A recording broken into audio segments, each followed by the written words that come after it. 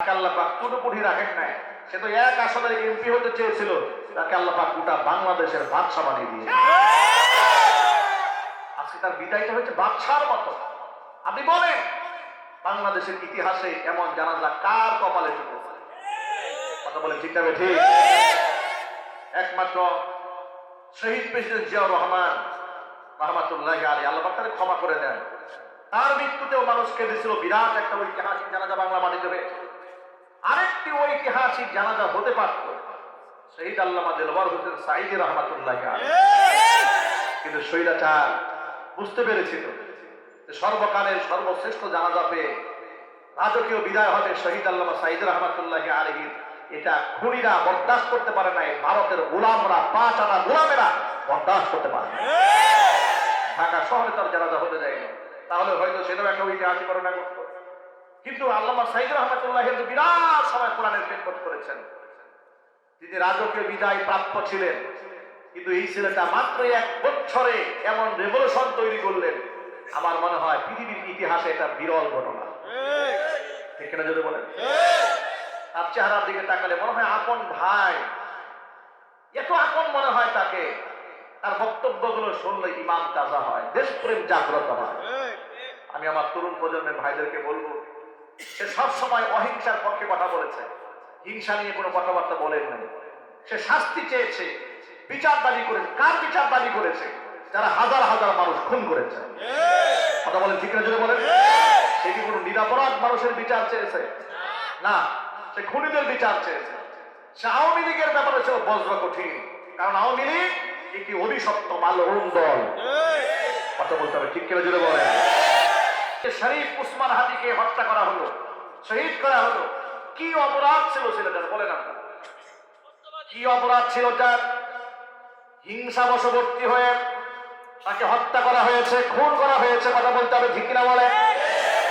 বরং এই শরীফ উসমান হাদি, আল্লাহ কসম করে বলি, বাংলাদেশ স্বাধীন হয়েছে 54 বছরের ইতিহাসে এমন তেজদীপ্ত, ইমাম দীপ্ত বজ্রকণ্ঠ আমার মনে হয় বাংলার জমিনে আর একটা আবিষ্কার হয় নাই। মাত্র 32 বছর বয়সে, এক বছরে, 1 থেকে 1.5 বছরের রাজনৈতিক ক্যারিয়ারে গোটা মুসলিম উম্মার কলিজার মধ্যে স্থান করে নিয়েছে। মাজলুমদের কণ্ঠস্বর হয়ে গিয়েছিলেন। কথা বলেন দল মত নির্বিশেষে সবার পক্ষ এদের কথা বলেছেন, আধিপত্যবাদের বিরুদ্ধে কথা বলেছেন, সকল খুনিদের বিরুদ্ধে বজ্র কণ্ঠ দিয়েছেন, জালেমের বিরুদ্ধে কঠিন ভাষায় প্রতিবাদ জানিয়েছেন, জীবনের ঝুঁকি নিয়ে রাজপথে ঝাঁপিয়ে পড়েছেন। কোন প্রকার সিকিউরিটি ছাড়া আল্লাহর উপর তাওয়াক্কুল করে চলেছেন। তার সাদাসিধা জিন্দেগি এখন আমাদের সামনে স্পষ্ট হয়ে গেছে। তার সাথীরা বলেছে যে রাতের বেলা একটা কার্পেট বিছিয়ে আমরা শুয়ে থাকতাম, একটা বালিশ থাকলে সেটা কর্মীদের মাথায় দিয়ে উনি বালিশ ছাড়া শুয়ে থাকতেন। উনি রাজনৈতিক ক্যাম্পেইন করতে যাচ্ছেন, এমপি পদপ্রার্থী, উপর থেকে 3 বার ময়লা ফেলা হয়েছে। তিনি বলছেন ময়লা ফেলতে মনে চাই ফেলেন, অসুবিধা নেই, ময়লা ফেলে যদি, ময়লা পানি দিয়ে যদি আপনাদের মন শান্তি হয় তত অসুবিধা নেই। একথা বলে হাসি দিয়ে পরিস্থিতি মোকাবেলা করেছেন। কল্পনা করা যায় এই বয়সে একটা তরুণ নিজেকে এরকম ধৈর্যের উত্তম পরাকাষ্ঠা প্রকাশ করতে পারে, এটা কি সহজ কোনো উদাহরণ? কেন আজকে উসমান হাদি গোটা বাংলাদেশের 21 শতাব্দীর উদাহরণ হয়ে দাঁড়ালো? মানুষ তো 100 বছর রাজনীতি করে এই রাজনৈতিক সফলতা অর্জন করতে পারে না। সেই মাত্র 1 বছরে যা করেছে, সে কোনো মন্ত্রীও ছিল না, এমপিও না, বাংলাদেশের প্রতিষ্ঠিত কোনো রাজনৈতিক নেতাও না, কিচ্ছু না। এমন একজন ব্যক্তি যার কোনো চেয়ার নাই, কোনো ক্ষমতা নাই, কোনো দল নাই, ইনকিলাব মঞ্চ ছোট্ট একটা সামাজিক সংগঠন, ব্যাস 8 আসনের তিনি ছিলেন স্বতন্ত্র পদপ্রার্থী। বাংলাদেশের হেভিওয়েট প্রার্থীদের বিরুদ্ধে একেবারে চুনোপুঠির মতো। মহান আল্লাহ পাক তার তাকওয়ার কারণে, তার সততার কারণে, ইনসাফের কারণে, হুদাবিদির কারণে, শাহাদাতের তামান্নার কারণে যে মালউন দল বাংলাদেশ ইতিহাসের সবচেয়ে ঘৃণ্যতম হত্যাকাণ্ড বাংলার জমিনে ঘটিয়েছে। আলেমদেরকে খুন করেছে, মাদ্রাসার ছাত্রদেরকে খুন করেছে, ইয়েতিমদেরকে শহীদ করেছে, বিরোধী দলীয় নেতা কর্মীদেরকে তাদেরকে গুম করেছে, খুন করেছে, এমনকি জীবন্ত মানুষের পেটের মধ্যে পাথর বেঁধে পানিতে ভাসিয়ে দিয়েছে। হিংস্র হায়না জঙ্গলি জানোয়ারও তার প্রতিপক্ষের সাথে এই আচরণ করে না যে আচরণ খুনি হাসিনা বাংলাদেশের মানুষের সাথে করেছে। কথা বলতে হবে, ঠিক কিনা বলে? আর এগুলা করেছে একমাত্র তাদের তথাকথিত স্বামী নরেন্দ্র মোদীকে খুশি করার জন্য।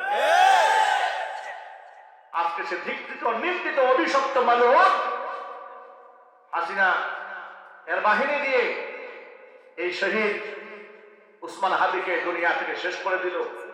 সে মনে করেছিল এই উসমান হাদিরা যদি বেঁচে থাকে তাহলে আমরা আর রাম রাজ্য কায়েম করতে পারবো না, এই চিন্তা করে তাকে মেরেছে। কিন্তু ওই স্বৈরাচারী খুনি হাসিনা এবং ওদের নাতিপুতিরা চিন্তা করতে পারে না যে হাদি এক হাদি চলে গেলে লক্ষ কোটি মুমিন মুসলমানের কলিজার মধ্যে হাদির মতামত আর মহব্বত আল্লাহ ঢুকাই দেবে। আগে তো হাদি একজন ছিল, এখন বাংলাদেশের ঘরে ঘরে হাদি জন্ম নিয়েছে।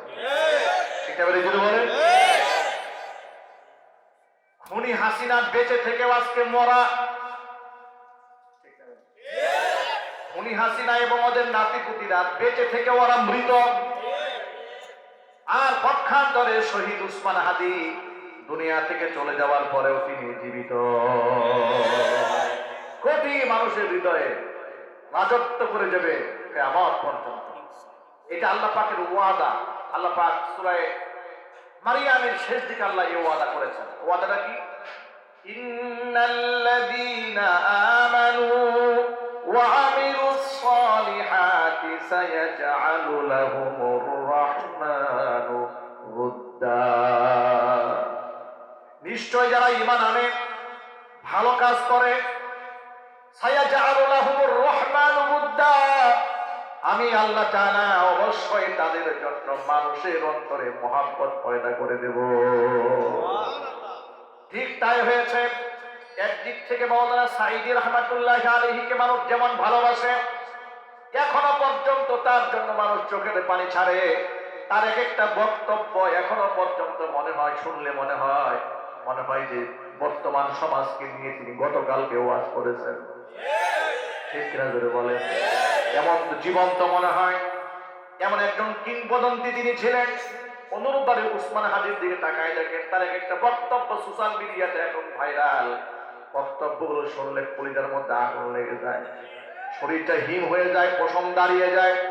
শাহাদাতের তামান্না এমন ভাবে পেশ করেছেন, তিনি বলেছেন আমি লম্বা সময় বেঁচে থেকে লাভটাকে যদি উম্মার জন্য কিছু করে যেতে না পারি, আর যদি আমার হায়াতটা ছোট হয়, উম্মার জন্য যদি আমি কিছু একটা করে যেতে পারি, মানুষ আমাকে শত শত বছর মনে রাখবে। উসমান হাদির দোয়া আল্লাহ কবুল করেছেন। এমন কাজ তিনি করেছেন, আল্লাহর কাছে এমন ভাবে মঞ্জুর হয়েছে, শত বছর নয়। আমার মনে হয় এই দেশ যতদিন থাকবে, উসমান হাদি মানুষের কলিজার মধ্যে ততদিন থাকবে।